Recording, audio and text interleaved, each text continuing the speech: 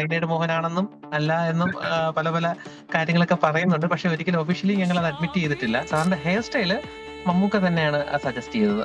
അത് ആ സമയത്ത് ഭയങ്കര ഗൂസ് ബംസ് എനിക്കും ജിതിനും വന്നിട്ടുണ്ടെന്ന് വെച്ച് കഴിഞ്ഞാൽ ആദ്യത്തെ കൈയ്യടി ഞങ്ങൾ തന്നെയാണ് തുടങ്ങിയത്. മീൻസ് ഒന്നിലധികം ക്രൈം ചെയ്യുന്ന ഇൻസ്പയർ ആയിട്ടാണ് ഈ ക്യാരക്ടർ ഡിസൈൻ ഒക്കെ ചെയ്തിട്ടുള്ളത്. വോയിസ് മോഡുലേഷന്റെ കാര്യത്തിൽ മമ്മൂക്കയെ നമ്മൾ പ്രത്യേകിച്ച് പറയേണ്ട കാര്യമില്ല. കളങ്കാവൽ നമ്മളെല്ലാവരും അക്ഷമയോടെ കാത്തിരിക്കുന്ന സിനിമയാണ്. സിനിമ ഇപ്പോൾ തിയേറ്ററിൽ എത്താൻ സമയമായിരിക്കുകയാണ്. അതിൻ്റെ one of the script writer ആയിട്ടുള്ള റൈറ്റർ ആയിട്ടുള്ള ജിഷ്ണു ശ്രീകുമാറാണ് ഇപ്പോൾ എന്നോടൊപ്പം ലൈവിലുള്ളത്. ജിഷ്ണു, നമസ്കാരം. Welcome to മധുരഗീതം. നമസ്കാരം. Thank you. ജിഷ്ണു, ഒരു വലിയൊരു സ്വപ്നം ഇങ്ങനെ നമ്മളെല്ലാവരും കാണുന്ന, അല്ലെങ്കിൽ എഴുത്ത് ഇഷ്ടപ്പെടുന്ന ആളുകളൊക്കെ കാണുന്ന ഒരു വലിയൊരു സ്വപ്നമാണ് മമ്മൂക്കയെ വെച്ചൊരു സിനിമ, അല്ലെങ്കിൽ നമ്മൾ എഴുതിയൊരു കഥാപാത്രം മമ്മൂക്കയിലൂടെ തിയേറ്ററിൽ കാണുക എന്നുള്ളത്. ആ ഒരു സ്വപ്നത്തിനരികെ നിൽക്കുന്ന ഒരു മൊമെൻ്റാണ്. ഡെഫിനറ്റ്ലി ഹാപ്പി ആയിരിക്കും. സോ നമുക്ക് ആ ഒരു ബിഗിനിങ്ങിൽ നിന്ന് തുടങ്ങാം, സ്ക്രാച്ചിൽ നിന്ന് തുടങ്ങാം. ഏതൊരു സംഭവം തുടങ്ങുന്ന ഒരു പോയിന്റ് ഉണ്ടല്ലോ. കളങ്കാവൽ എന്നുള്ളൊരു സിനിമ, ആ ഒരു സിനിമ തുടങ്ങിയത് എങ്ങനെയായിരുന്നു? ആ ഒരു ത്രെഡ് എവിടെ നിന്നായിരുന്നു സ്റ്റാർട്ട് ചെയ്തത്? കളങ്കാവൽ സിനിമയുടെ ട്രാവലിനെ പറ്റി സംസാരിക്കുകയാണെങ്കിൽ ആക്ച്വലി ഇത് പോസ്റ്റ് കോവിഡ് സമയത്ത് ഒരു സിനിമ ചെയ്യണം, കുറിപ്പൊക്കെ ഇറങ്ങി റിലീസ് ആകുന്ന സമയത്ത് തന്നെ ഒരു തീരുമാനം എടുത്തായിരുന്നു. ഒരു സിനിമ ചെയ്യണം എന്നുള്ള ഒരു ആഗ്രഹം എനിക്കും ജിതിനുണ്ടായി. അപ്പൊ അങ്ങനെ ഒരു നമ്മൾ എന്തായാലും സ്വാഭാവികമായിട്ട് ഒരു കഥയ്ക്ക് വേണ്ടി ഒരു അന്വേഷണം നടക്കുമല്ലോ.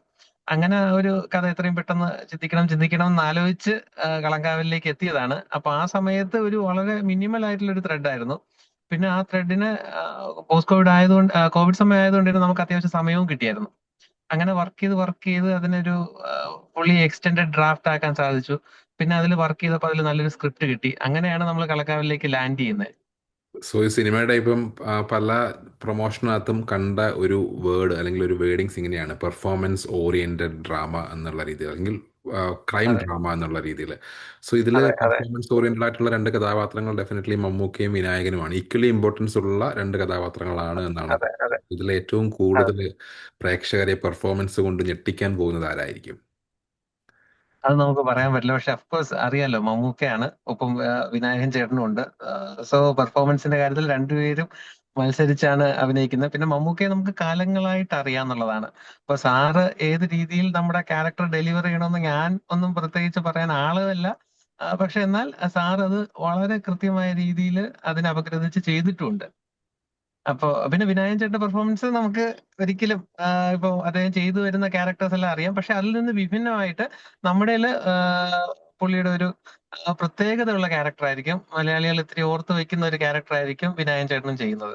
മമ്മൂക്കയുടെ ഒരു ലുക്കിൽ തന്നെ ഇപ്പം ഹെയർ ഒക്കെ ബാക്കിലോട്ട് ചെയ്തിട്ട്, പണ്ട് നമ്മൾ മറവത്തൂർ കനം എന്നുള്ള സിനിമയിലാണെന്ന് തോന്നുന്നു, എനിക്ക് എൻ്റെ ഒരു ഓർമ്മയിൽ ആ ഒരു ലുക്ക് എനിക്ക് തോന്നുന്നു അതുപോലത്തെ ഒരു ലുക്കാണ്. ഒരു ഹെയർ സ്റ്റൈലൊക്കെ സെപ്പറേറ്റ് ആണ്. അങ്ങനത്തെ ഒരു ക്യാരക്ടർ തന്നെ നമ്മൾ എഴുതി വന്നപ്പോൾ തന്നെ ക്യാരക്ടർ ലുക്കൊക്കെ അങ്ങനെ സ്പെസിഫിക് ആയിട്ട് സ്ക്രിപ്റ്റിൽ വെച്ചിട്ടുണ്ടായിരുന്നു.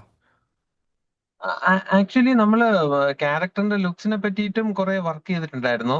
ക്യാരക്ടറൈസേഷൻ എങ്ങനെയാണെന്നുള്ള സ്വഭാവ സവിശേഷതകളൊക്കെ മമ്മൂക്കയോട് നമ്മൾ കൺവേ ചെയ്തിട്ടുണ്ടായിരുന്നു. അപ്പൊ അത് മാത്രമല്ല, അതിന്റെ ഡ്രസ്സിങ് സ്റ്റൈൽസ് എല്ലാം എല്ലാം വളരെ കൃത്യമായി തന്നെ നമ്മൾ സ്ക്രിപ്റ്റിംഗിൽ ഉൾപ്പെടുത്തിയിട്ടുണ്ടായിരുന്നു. പക്ഷേ ഈ സാറിന്റെ ഹെയർ സ്റ്റൈല് മമ്മൂക്ക തന്നെയാണ് സജസ്റ്റ് ചെയ്തത്. കാരണം നമുക്ക് ഇതുമായിട്ട് ബന്ധപ്പെട്ട് കിടക്കുന്ന ഒന്നിലധികം റിയൽ ഇൻസിഡന്റുകളിൽ നിന്ന് ഒരു ഇതൊക്കെ ഉൾക്കൊണ്ടിട്ട് സാറ് തന്നെ സ്വയം എടുത്ത സ്റ്റൈലാണത്. അത് സാറിനാണ് അതിന്റെ ഫുൾ ക്രെഡിറ്റ്. നമ്മള് പറഞ്ഞു കൊടുത്തിട്ടുള്ളൂ, പക്ഷെ സാറ് തന്നെയാണ് അത് കണ്ടുപിടിച്ചെടുത്തത്. മമ്മൂക്കയുടെ ഒരു വീഡിയോ ക്ലിപ്പ് ഞാൻ കണ്ടതിനകത്ത് മമ്മൂക്ക പറയുന്നുണ്ട് മമ്മൂക്കയാണ് ഇതിലെ വില്ലൻ, നായകൻ വിനായകനാണെന്നുള്ള കാര്യം. ഇപ്പം നമ്മൾ അതിന്റെ ട്രെയിലർ കണ്ട സമയത്ത് വിനായകൻ ഒരു പോലീസ് ഓഫീസറുടെ ക്യാരക്ടറാണ് ചെയ്യുന്നത്. നോർമലി പോലീസ് അതെ. ഓഫീസേഴ്സ് എപ്പോഴും ഒരു നായക പരിവേഷമുള്ള ക്യാരക്ടേഴ്സ് ആയിരിക്കും. ആൻഡ് ഒരു ഇൻവെസ്റ്റിഗേഷൻ ത്രില്ലർ ആവുന്ന സമയത്ത് ഡെഫിനറ്റ്ലി ഓപ്പോസിറ്റ് നിൽക്കുന്ന മമ്മൂക്ക വില്ലനാണോ? അത് ഒരു ഡിസ്ക്ലോസ് ചെയ്യാൻ പറ്റുന്ന ഒരു കാര്യമാണോ? അല്ല, അതിപ്പം ഡിസ്ക്ലോസ് ചെയ്യാൻ എനിക്ക് ബുദ്ധിമുട്ടുണ്ട്. കാരണം ഇനി 2 ദിവസം കൂടെ ഉള്ളൂ റിലീസിന്. അപ്പോ അതിൽ പക്ഷെ എനിക്കൊരു കാര്യം പറയാം. ഇതിലങ്ങനെ നായകൻ വില്ലൻ എന്നുള്ള സങ്കല്പങ്ങളില്ല. ഇപ്പൊ മമ്മൂക്ക പ്രതിനായകൻ എന്ന് നമ്മുടെ ഇവന്റിന്റെ സമയത്ത് പറഞ്ഞു, വിനായകൻ നായകൻ എന്നുള്ള കാര്യവും പറഞ്ഞു. പക്ഷേ ഇതിന്റെ ഒരു സ്പെക്ട്രം, ആ സ്പെക്ട്രത്തിന്റെ, അതായത് വില്ലൻ നായകൻ സങ്കല്പങ്ങളുടെ ഒരു സ്പെക്ട്രം ഉണ്ട്. അതിന്റെ അങ്ങറ്റം ഇങ്ങറ്റത്തിൽ എവിടെയോ നിൽക്കുന്ന രണ്ട് ഗ്രേ ഷെയ്ഡഡ് കഥാപാത്രങ്ങളാണ് ഇവർ രണ്ടുപേരും. അതാണ് എനിക്ക് ഇപ്പൊ പറയാൻ സാധിക്കുക. ഈ ഒരു സ്ക്രിപ്റ്റ് എഴുതുന്ന സമയത്ത്, ഈ ഒരു ക്യാരക്ടേഴ്സ് ഒക്കെ ഡെവലപ്പ് ചെയ്യുന്ന സമയത്ത് ആ ഒരു പ്രോസസ്സ് എങ്ങനെയാണ്? ജിഷ്ണു ഇപ്പം 2020 ഏകദേശം 5 വർഷത്തോളമായി ഇപ്പൊ ഈ അതെ ഒരു അതെ അതെ സിനിമയുടെ അതെ പിന്നിൽ പ്രവർത്തിക്കുന്നു. സോ ഇത്രയും നാൾ അതെ കാത്തിരുന്ന് ഒരു സിനിമയ്ക്കായിട്ട് പ്രവർത്തിച്ചു, ഇപ്പൊ സിനിമ തിയേറ്ററിലേക്ക് എത്താൻ പോവുകയാണ്. സോ ഇത്രയും ലോങ് ആയിട്ട്, മുമ്പൊക്കെ നമ്മൾ പഴയ കാലത്തുള്ള ഇപ്പൊ ലോഹിതദാസ് അല്ലെങ്കിൽ അതുപോലുള്ള റൈറ്റേഴ്സ് അവരെനിക്കൊന്ന് വർഷത്തിൽ 2-3 സിനിമകളൊക്കെ എഴുതുകയും ലൊക്കേഷനിൽ അതെ ഇതിനൊക്കെ സ്ക്രിപ്റ്റുകളൊക്കെ എഴുതുന്ന കാര്യങ്ങളൊക്കെ പല ഇന്റർവ്യൂസിലും പറഞ്ഞു കേട്ടിട്ടുണ്ട്. സോ ഈ ഒരു അതെ. സിനിമയുടെ സ്ക്രിപ്റ്റിങ്ങിന്റെ പ്രോസസ്സ് എങ്ങനെയായിരുന്നു? ഇത്രയധികം നാളുകൾ എടുത്തു സിനിമ ഓവറോൾ ഷൂട്ടിങ്ങും സ്ക്രിപ്റ്റിങ്ങും എല്ലാം കഴിഞ്ഞിട്ട് തിയേറ്ററിലേക്ക് എത്താനായിട്ട്. സോ ജിഷ്ണുവിന്റെ ആ ഒരു പ്രോസസ്സിങ് എങ്ങനെയാണ്? ഒരു സ്ക്രിപ്റ്റ് എഴുതുന്നതിന്റെ ഒരു പ്രോസസ്സ് എങ്ങനെയാണ്? ആക്ച്വലി കലകാവലിനെ സംബന്ധിച്ച് നമുക്ക് സ്ക്രിപ്റ്റിംഗ് അധികം സമയം എടുത്തില്ലായിരുന്നു കേട്ടോ. 1.5 മാസത്തിൽ നമ്മൾ സ്ക്രിപ്റ്റ് കംപ്ലീറ്റ് ചെയ്തായിരുന്നു. അതേ അപ്പോ സ്ക്രിപ്റ്റ് തന്നെയാണോ 2020 പിന്നെ ഷൂട്ടിങ്ങിന് ഉപയോഗിച്ചത്? ഷൂട്ടിങ്ങിന്റെ അതെ സമയത്ത് അതെ, നമുക്ക് വലിയ കറക്ഷൻസ് ഒന്നും ഉണ്ടായിട്ടില്ല. ആക്ച്വലി ഒരു ഒന്ന് രണ്ട് മോഡിഫിക്കേഷൻസ് മാത്രമേ ഷൂട്ടിംഗ് സമയത്ത് അതിന് തൊട്ട് മുന്നേ നമുക്ക് റീവർക്ക് ചെയ്യേണ്ടി വന്നിട്ടുള്ളൂ. പക്ഷെ അതും വലിയ മാറ്റങ്ങളൊന്നും ഇല്ല. നമ്മൾ 2020 എഴുതിയ അതേ സാധനം തന്നെയാണ് 24 നമ്മൾ സെപ്റ്റംബർ കഴിഞ്ഞപ്പോൾ ഷൂട്ട് ചെയ്ത് തുടങ്ങിയത്. അപ്പൊ അതിൽ മാറ്റങ്ങളൊന്നുമില്ല, സ്ക്രിപ്റ്റിൽ ഒരു തരത്തിലും മാറ്റങ്ങൾ വന്നില്ല. പക്ഷെ ആ പ്രോസസ്സ് ഇച്ചിരി ലെങ്തി ആയിരുന്നു. നമ്മൾ 2021 രാജുവേട്ടൻ പൃഥ്വിരാജിന്റെ അടുത്ത് പോകുന്നു, രാജുവേട്ടൻ ആൻഡ്രു ചേട്ടൻ വഴി മമ്മൂക്കയിലേക്ക് എത്തിക്കുന്നു. ആ, പിന്നെ അറിയാലോ ആ ഒരു ഡിലേ, ആ ഒരു പ്രൊസീജിയറൽ ഡിലേ ആണ് നമുക്ക് 2024 വരെ നമ്മൾ എത്തിച്ചത്. അപ്പൊ അത് മാത്രമാണ് ഇതിന്റെ ഡ്യൂറേഷന്റെ ഭാഗമായിട്ട് നമുക്ക് വെയിറ്റ് ചെയ്യേണ്ടി വന്നത്. പിന്നെ സിനിമയാണ്, അതിന്റെ സമയത്ത് അത് നടക്കുള്ളൂ. അതൊക്കെ നമ്മൾ മനസ്സിലാക്കണമല്ലോ, കാരണം ആ സമയത്ത് അത് റിലീസ് ആവുള്ളൂ. അപ്പൊ അങ്ങനെയുള്ള ബുദ്ധിമുട്ടുകളുണ്ട്, പ്രായോഗിക ബുദ്ധിമുട്ടുകളുണ്ട് സിനിമയുടെ ഭാഗമായിട്ട്. അല്ലാതെ സ്ക്രിപ്റ്റിംഗ് നമ്മൾ ഏകദേശം ഒരു 2 മാസം കൊണ്ട് തന്നെ കംപ്ലീറ്റ് ചെയ്തായിരുന്നു. ഈ തോട്ട് വന്നു, നമുക്ക് പെട്ടെന്ന് വളരെ ഫ്രീ ഫ്ലോ ആയിട്ട് എഴുതാനും സാധിച്ചു എന്നുള്ളതാണ്. ഈ എഴുതുന്ന സമയത്ത് നമ്മൾ ഈ വിഷ്വൽസ് ഒക്കെ ഈ സിനിമയിൽ നമ്മൾ കാണുന്ന പോലെ വിഷ്വൽസ് ഒക്കെ മനസ്സിലേക്ക് വരാറുണ്ടോ? അപ്പോൾ അതുപോലെ തന്നെയുള്ള വിഷ്വൽസ് ആണോ ഇപ്പം ഡയറക്ഷൻ്റെ സമയത്ത്? ഡെഫിനറ്റ്ലി ഇപ്പം സിനിമയുടെ പ്രിവ്യൂ ഒക്കെ കണ്ടിട്ടുണ്ടാവും പോസ്റ്റ് അതെ പ്രൊഡക്ഷന് അതെ. ശേഷം. സോ അപ്പം ജിഷ്ണുവിൻ്റെ മനസ്സിലുണ്ടായിരുന്ന അതുപോലുള്ള വിഷ്വൽസ് ഒക്കെ തന്നെയാണോ ഡയറക്ടർ, ഇവൻ കൊറേറ്റർ കൂടിയാണ് കൂടെ ഉണ്ട് ഡയറക്ടർ. സോ അദ്ദേഹം അതെ അതെ. വിഷ്വലിലേക്ക് വന്ന സമയത്ത് അങ്ങനത്തെ രീതിയിൽ ഞാൻ മനസ്സിൽ കണ്ട അതുപോലുള്ള വിഷ്വൽസ് ആണല്ലോ സിനിമയിൽ വന്നിരിക്കുന്നത് എന്ന് തോന്നിയിട്ടുണ്ടായിരുന്നോ? അല്ല, ഈ ട്രാവലിൽ ഞാനും കൂടെ ഉണ്ടായിരുന്നു. Pre production, shooting process, post production എല്ലാത്തിലും ഞാനും ഇൻവോൾവ് ആയിരുന്നു. അപ്പൊ അതുകൊണ്ട് തന്നെ പിന്നെ ഞാനും ജിതിനും ഒരുമിച്ച് പഠിച്ചാണ് ബിടെക്. ഞങ്ങൾ ഒരു കോളേജ് മേറ്റ് ആയിരുന്നു. അപ്പൊ 19 വർഷത്തെ സൗഹൃദമാണ്. അപ്പൊ ഞങ്ങൾ തമ്മിൽ അത്രയും സിങ്ക് ഉണ്ട്. അപ്പോ ഞാൻ ഉദ്ദേശിക്കുന്ന അതേ കാര്യങ്ങൾ തന്നെയാണ് അദ്ദേഹം ഷൂട്ടിംഗ് പ്രോസസ്സിലും അത് ഷൂട്ട് ചെയ്ത് എടുത്തിരിക്കുന്നത്. അപ്പൊ അതിലൊന്നും യാതൊരു തരത്തിലുള്ള ഒരു നമുക്ക് അധികം വിട്ടുവീഴ്ച ചെയ്യേണ്ടിയൊന്നും വന്നിട്ടുമില്ല. അപ്പൊ അപ്പൊ എല്ലാ ഏതെങ്കിലും ഒരു സീൻ കാര്യങ്ങളും അങ്ങനെ കണ്ട സമയത്ത് വാവ് അല്ലെങ്കിൽ ഒരു ആഹാ മൊമെന്റ് അങ്ങനെ തോന്നിയ ഒരു സംതിങ് അങ്ങനെ എന്തെങ്കിലും ഉണ്ടോ? ഒന്നിലധികം സീൻസ് ഉണ്ടാവും. പക്ഷെ അത് സീനുകളുണ്ട്. പ്രേക്ഷകർക്ക് അത് സിനിമാറ്റിക്കലി അത് എക്സ്പീരിയൻസ് ചെയ്യുന്ന സമയത്ത് അത് അങ്ങനെ വരുമോ എന്ന് ചോദിച്ചു കഴിഞ്ഞാൽ എനിക്കറിയില്ല. കാരണം അതൊരു ഒരു മേക്കറിനെ സംബന്ധിച്ചിടത്തോളം നമുക്ക് ആ സീന് നമ്മുടെ ഫ്രണ്ടിൽ ഷൂട്ട് ചെയ്യുന്ന സമയത്ത് സെറ്റിൽ തന്നെ ആ, ഒന്നിലധികം സീൻസിന് കണ്ടിന്യൂസ് അപ്ലോസ് ഒക്കെ വന്നിട്ടുണ്ട് മമ്മൂക്കയുടെ പെർഫോമൻസിന്. അത് ആ സമയത്ത് ഭയങ്കര ഗൂസ് ബംസ് എനിക്കും ജിതിനും വന്നിട്ടുണ്ടെന്ന് വെച്ച് കഴിഞ്ഞാൽ ആദ്യത്തെ കൈയടി ഞങ്ങൾ തന്നെയാ തുടങ്ങിയത്. മീൻസ് ആ സീനില് അപ്പോ സെറ്റ് മൊത്തം കൈയടിക്കുന്ന സീൻസ്, ഒന്നിലധികം സീൻസ് വന്നിട്ടുണ്ട്. അത് വളരെ സന്തോഷമാണ്. പക്ഷെ അത് സിനിമാറ്റിക്കലി ഒരു ഓഡിയൻസിന് വരുമ്പോൾ ചിലപ്പോൾ മേ ബി അത് ആ രീതിയിൽ വരില്ലായിരിക്കും. പക്ഷെ ഒരു മേക്കറിനെ സംബന്ധിച്ചിടത്തോളം അതൊക്കെ ഭയങ്കര ഒരു വാവ് മൂവ്മെന്റ് ആയിരുന്നു. അപ്പോൾ ഒരുപാട് സിനിമകൾ കാണുകയും വിലയിരുത്തുകയൊക്കെ ചെയ്യുന്ന ഒരാളാണ് ജിഷ്ണു. അപ്പം ഇതിൽ എഴുത്തുകാരനെ മാറ്റി വെച്ച് അല്ലെങ്കിൽ ഒരു ഡയറക്ടോറിയൽ ആ ഒരു ഇൻപുട്ടൊക്കെ മാറ്റി വെച്ചിട്ട് ഒരു പ്രേക്ഷകനായിട്ട് ജിഷ്ണു ആ ഒരു സിനിമ കാണുന്ന സമയത്ത് എന്തുകൊണ്ടാണ് ആ ഒരു മറ്റുള്ള പ്രേക്ഷകർ ഈ ഒരു സിനിമ കാണണം എന്ന് പറയുന്നത്? അല്ലെങ്കിൽ ജിഷ്ണുവിൻ്റെ ഒരു അഭിപ്രായം എന്തായിരിക്കും ഈ ഒരു സിനിമയെക്കുറിച്ച്? എങ്ങനെയായിരിക്കും ഈ സിനിമ എൻ്റർടൈൻ ചെയ്യിക്കാൻ പോകുന്നത്? ഇതൊരു ക്രൈം ഡ്രാമ പരിപാടിയാണ്.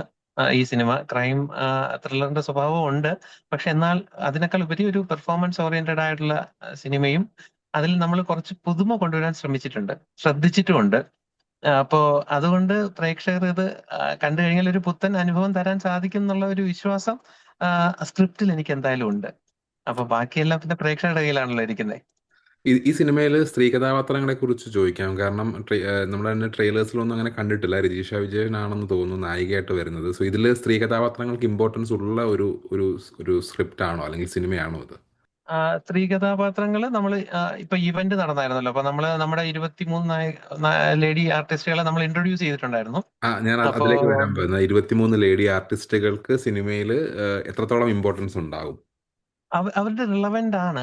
അവരെത്രത്തോളം ഓരോ സീനിൽ റിലവന്റ് ആണ്, അവർ എത്ര സീനിൽ അഭിനയിച്ചു എന്നതിനേക്കാൾ ഉപരി അവർ ആ സിനിമയിൽ അവരുടെ ക്യാരക്ടേഴ്സ് റിലവന്റ് ആണ്. അപ്പൊ അത് അത്രത്തോളം നമ്മള് നമ്മുടെ തോട്ട് പ്രോസസ്സിന്റെ ഭാഗമായിട്ടും ഈ 23 സ്ത്രീകൾ ഈ സ്ക്രിപ്റ്റിന്റെ പല ഭാഗത്തും വന്നും പോയിട്ടുമുണ്ട്. അപ്പം ആ, അവരുടെ ഓരോ ക്യാരക്ടേഴ്സും അത്രയും റിലവന്റ് ആണ് ഈ ഒരു സിനിമയുടെ എൻറ്റയർ പ്രോസസ്സിൽ. ഈ ഒരു സിനിമയുടെ ചർച്ചകൾ വരുന്ന സമയത്ത് പലപ്പോഴും സൈനൈഡ് മോഹൻ അല്ലെങ്കിൽ ആ ഒരു റിയലിസ്റ്റിക് ആയിട്ടുള്ള ചില സംഭവവികാസങ്ങളുടെ ബേസ്ഡ് ആണ് സിനിമ എന്നുള്ള കുറച്ച് റൂമേഴ്സ് വന്നിട്ടുണ്ടായിരുന്നു. സോ പല ഇന്റർവ്യൂസും അതെ. ഞാൻ കണ്ട സമയത്ത് നിങ്ങൾ പറഞ്ഞു ചിലതൊക്കെ സിമിലാരിറ്റീസ് ഉണ്ടാകാം, പക്ഷേ ഒരു പർട്ടിക്കുലർ ഒരു ഇൻസിഡന്റ് ബേസിലല്ല ഓവറോൾ സിനിമ പോയിരിക്കുന്നത്. പല പല ഇൻസിഡന്റിൽ നിന്ന് ഇൻസ്പിറേഷൻ ഉൾക്കൊണ്ടാണ് സ്ക്രിപ്റ്റ് പോയിരിക്കുന്നത് എന്നുള്ള കാര്യം. സോ ഇത് എങ്ങനെയാണ് അങ്ങനെ ഒരു റൂമർ പുറത്തേക്ക് പോയത്? ഏതെങ്കിലും തരത്തിൽ അങ്ങനത്തുള്ള സിമിലാരിറ്റി ഉള്ളത് കൊണ്ടാണോ? എന്താണ് അത്തരത്തിലുള്ള ഒരു ഒരു ന്യൂസ് ഈ ഒരു സിനിമയെക്കുറിച്ച് പുറത്തേക്ക് പോകാൻ കാരണം? റിയലിസ്റ്റിക് ആയിട്ടുള്ള ഒരു അല്ല സിനിമ തന്നെയാണോ, മീൻസ് ത്രെഡ് തന്നെയാണോ ഈ ഒരു സിനിമയിലേക്ക് നയിച്ചത് നിങ്ങളെ? അല്ല, real incidents of course real ഇൻസിഡൻസിന് ഇൻസ്പയർഡ് ആണ്. പിന്നെ നമ്മളൊരു ക്രൈം സ്വഭാവമുള്ള ഒരു സിനിമ ചെയ്യുമ്പോൾ സ്വാഭാവികമായിട്ടും ആ, ആൾക്കാർ അറിയാത്ത കുറച്ച് ക്രൈംസിനെ നമ്മൾ മുഖ്യധാര സിനിമയിലേക്ക് കൊണ്ടുവന്ന് അത് ചർച്ച ചെയ്യപ്പെടുക എന്നുള്ളൊരു തോട്ട് പ്രോസസ്സും കൂടി നമുക്കുണ്ടായിരുന്നു. പിന്നെ അതിന്റെ ഫിക്ഷണലൈസ്ഡ് വെർഷനാണ്. അപ്പൊ നമുക്ക് എന്റെ ക്രൈം പ്രോസസ്സിനെ നമ്മൾ അതുപോലെ കാണിച്ചിട്ടില്ല. ഒന്നിലധികം ക്രൈംസിൽ നിന്ന് ഇൻസ്പയർ ആയിട്ടാണ് ഈ ക്യാരക്ടർ ഡിസൈൻ ഒക്കെ ചെയ്തിട്ടുള്ളത്. അപ്പൊ സ്വാഭാവികമായിട്ടും ഈ ക്യാരക്ടേഴ്സിനെല്ലാം നമ്മളൊരു ഫിക്ഷണൽ ആംഗിളിൽ കൂടിയാണ് അവരുടെ കഥ നമ്മൾ ഈ സിനിമയിൽ പറയുന്നത്. ഈ ജിഷ്ണു സ്പെക്കുലേഷൻസ് ജിഷ്ണു എല്ലാം നമ്മൾ എന്തെങ്കിലും കേൾക്കുന്നുണ്ട്, കാണുന്നുണ്ട്. ഏതെങ്കിലും ഇങ്ങനെ സൈനൈഡ് മോഹനാണെന്നും അല്ല എന്നും പല പല കാര്യങ്ങളൊക്കെ പറയുന്നുണ്ട്. പക്ഷെ ഒരിക്കലും ഒഫീഷ്യലി ഞങ്ങൾ അത് അഡ്മിറ്റ് ചെയ്തിട്ടില്ല. ചെയ്തിട്ടില്ല? ഫിക്ഷണൽ സ്പേസിൽ നിന്ന് വർക്ക് ചെയ്യാൻ സാധിച്ചു എന്നുള്ളതാണ് ഞങ്ങളുടെ ഒരു വിശ്വാസം. ഇപ്പൊ സിനിമ തിയേറ്ററിൽ എത്തുന്ന സമയത്ത് ഒരുപക്ഷെ ഈ പറഞ്ഞ രീതിയിൽ സിമിലാരിറ്റീസ് എന്തെങ്കിലും ഉണ്ടെങ്കിൽ ആ സമയത്ത് പ്രേക്ഷകർ കണ്ട് വിലയിരുത്തട്ടില്ലേ? നമ്മള് കണ്ടറിഞ്ഞ അതെ അതെ കേട്ടറിഞ്ഞ അതെ വാർത്തകൾ. അവർക്കത് അല്ല, അവർക്കത് മനസ്സിലാകും. ഞങ്ങൾ ഇത് എവിടെയോ വായിച്ച അല്ലെങ്കിൽ കണ്ടറിഞ്ഞ കേട്ടറിഞ്ഞ കാര്യങ്ങളാണോ എന്ന് അവർക്കൊരു തോന്നൽ വരും. സിനിമ കണ്ടിറങ്ങി കഴിഞ്ഞാലും അവർക്കൊന്നൊരു ഒന്ന് ചിന്തിക്കാനുള്ള സ്പേസിനും കൂടി നമ്മളത് വച്ചിട്ടുണ്ട്. ക്യാരക്ടേഴ്സ് ആണെങ്കിലും സിനിമയാണെങ്കിലും. ജിഷ്ണു ഏതെങ്കിലും ക്യാരക്ടർ ചെയ്തിട്ടുണ്ടോ ഈ സിനിമയിൽ? ബിക്കോസ് രൂപം കൊണ്ടും ആ ഒരു ആകാര രൂപം സൗകുമാരിയൊക്കെ കൊണ്ടൊരു നല്ലൊരു നായകന് വേണ്ട, അല്ലെങ്കിൽ മനോഹരമായി പുഞ്ചിരിക്കുന്ന ഒരു രൂപമൊക്കെയുള്ള ഒരാളാണ്. അപ്പൊ എന്തെങ്കിലും ക്യാരക്ടർ ചെയ്തിട്ടുണ്ടോ? ഇല്ല, സിനിമ അഭിനയം നമുക്ക് പറ്റുന്ന പണിയല്ല. നമുക്ക് ഈ പറഞ്ഞ എഴുത്തിനോടാണ് താല്പര്യം. പിന്നെ ഈ പറഞ്ഞ കണക്ക് ഒരു മേക്കർ ഡയറക്ടോറിയൽ പരിപാടിയോടാണ് താല്പര്യം.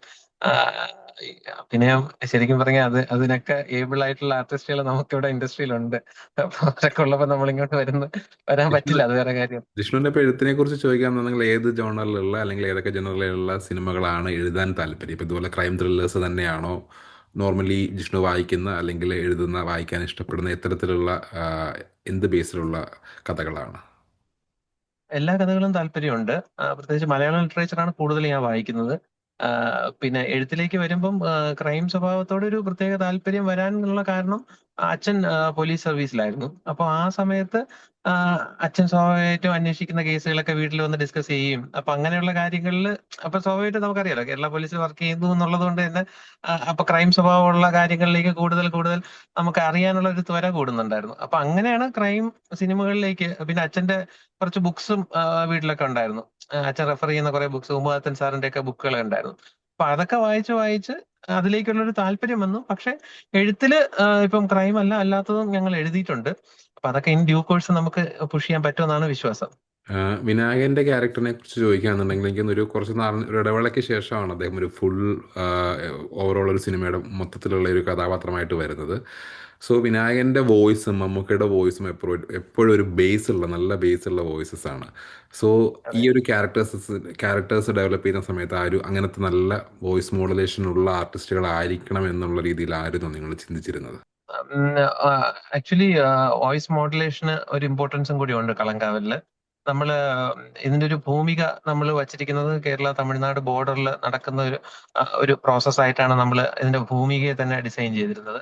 അപ്പൊ ആ സമയത്ത് അത്യാവശ്യം ആ വോയിസ് മോഡുലേഷൻ ചെയ്യാൻ പറ്റുന്ന ആർട്ടിസ്റ്റുകളെ നമുക്ക് ഇതിലേക്ക് കൊണ്ടുവരാൻ സാധിക്കുന്നത് നമ്മൾ ചിന്തിച്ചിരുന്നു. അപ്പൊ വോയിസ് മോഡുലേഷന്റെ കാര്യത്തിൽ മമ്മൂക്കയെ നമ്മൾ പ്രത്യേകിച്ച് പറയേണ്ട കാര്യമില്ല. അദ്ദേഹത്തിന് കേരളത്തിൽ എക്രോസ് ഉള്ള പല സാറ് തന്നെ നമ്മുടെ ഫ്രണ്ടിൽ വെച്ച് തന്നെ സാർ ഇങ്ങനെ പറഞ്ഞിട്ടുണ്ട്. ഇത് ഓരോ എക്രോസ് കേരളയിലുള്ള പല പല ദേശങ്ങളിലുള്ള സ്ലാങ്സ് സാറ് പഠിക്കുന്നത് തന്നെ സാറ് കാണിച്ചു തന്നിട്ടുണ്ട്.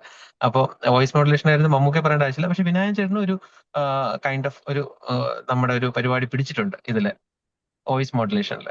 അപ്പൊ അത് നമ്മൾ ആ ക്യാരക്ടർ ഡിമാൻഡ് ചെയ്യുന്നു, ആ ഭൂമികയിൽ അങ്ങനെയുള്ള ആൾക്കാർ ഡിമാൻഡ് ചെയ്യുന്നു എന്നുള്ളത് സ്ക്രിപ്റ്റിൽ ആവശ്യമായിരുന്നു. അത് രണ്ടുപേരും അതുപോലെ തന്നെ ചെയ്തിട്ടുണ്ടെന്നുള്ളതാണ്.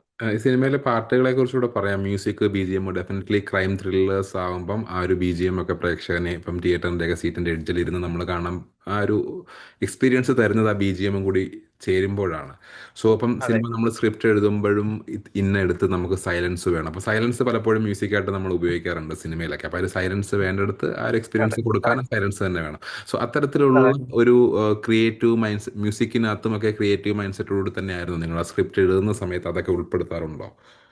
അല്ല, മ്യൂസിക്. ഞങ്ങള് അതും സ്ക്രിപ്റ്റിൽ നമ്മൾ നോട്ട് ചെയ്യുന്നുണ്ടായിരുന്നു. അതായത് ഇതിന്റെ ത്രൂ ഔട്ട് ആ ക്യാരക്ടർ ട്രൈറ്റ്സ് ഉൾപ്പെടെയുള്ള കാര്യങ്ങൾ എന്തൊക്കെയായിരിക്കണം, കോസ്റ്റ്യൂംസ് അല്ലെങ്കിൽ നമ്മൾ സംസാരിക്കുന്ന ക്യാരക്ടേഴ്സ് എങ്ങനെയൊക്കെ ആയിരിക്കണം, അവരുടെ ഇൻട്രൊഡക്ഷൻ അല്ലെങ്കിൽ അവരുടെ മ്യൂസിക്കൽ പരിപാടി എങ്ങനെ ആയിരിക്കണം എന്ന് നോട്ട് ചെയ്യുന്നുണ്ടായിരുന്നു. അതില് അതിന്റെ ഒരു കുറച്ചെങ്കിലും സഹായിക്കാൻ നമുക്ക് സാധിച്ചിട്ടുണ്ടെന്നുള്ളതാണ് വിശ്വാസം. ബാക്കിയെല്ലാം മുജീബ് തന്നെയാണ് വളരെ ബ്രില്യന്റ് ആയിട്ട് നമുക്ക് ത്രൂ ഔട്ട് നിന്ന് സഹായിച്ചത്. ആ കാര്യത്തിൽ മുജീബിനോട് എത്ര നന്ദി പറഞ്ഞാലും മനസ്സിലാവില്ല, നമുക്ക് മതിയാവില്ല. കാരണം അദ്ദേഹം അത്ര ബ്യൂട്ടിഫുൾ ആയിട്ട്, എനിക്ക് തോന്നുന്നു നമുക്കിപ്പം ഇറങ്ങിയ 5 ട്രാക്കും അത്യാവശ്യം ആൾക്കാരുടെ ഇടയിൽ സംസാരം ഉണ്ടാക്കുന്നുണ്ട്. പിന്നെ ബിജിഎമ്മും അങ്ങനെ തന്നെയാണ് സിനിമയിൽ ത്രൂ ഔട്ട് അദ്ദേഹം സ്കോർ ചെയ്തിരിക്കുന്നത്.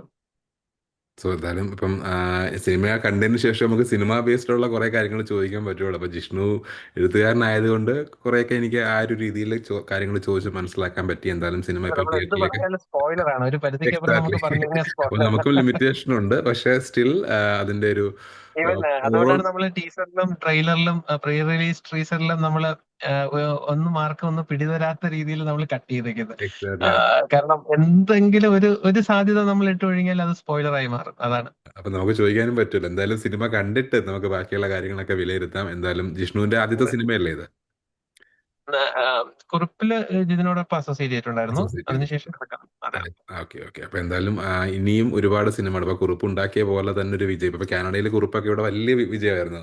അപ്പം ആ, കോവിഡിന് ശേഷം എനിക്കൊന്ന് തിയേറ്ററിലേക്കൊക്കെ വന്ന സമയം, സിനിമ തിയേറ്ററിൽ എത്തിയ സമയത്ത് ഇവിടെ ഒരുപാട് നമ്മൾ വീഡിയോസ് ഒക്കെ നമ്മൾ ചെയ്തിട്ടുണ്ടായിരുന്നു, സപ്പോർട്ട് ചെയ്തിട്ടുള്ള ഒരുപാട് തിയേറ്റേഴ്സിലൊക്കെ ഹൗസ്ഫുള്ളായിട്ട് തന്നെ വന്ന ഒരു സിനിമ തന്നെയായിരുന്നു. ആ ഒരു എക്സ്പീരിയൻസ് തന്നെ ഇപ്പൊ കുറുപ്പിന് ശേഷം മമ്മൂക്ക വഴി കളങ്കാവലിന് എത്തട്ടെ എന്ന് ആശംസിക്കുകയാണ്.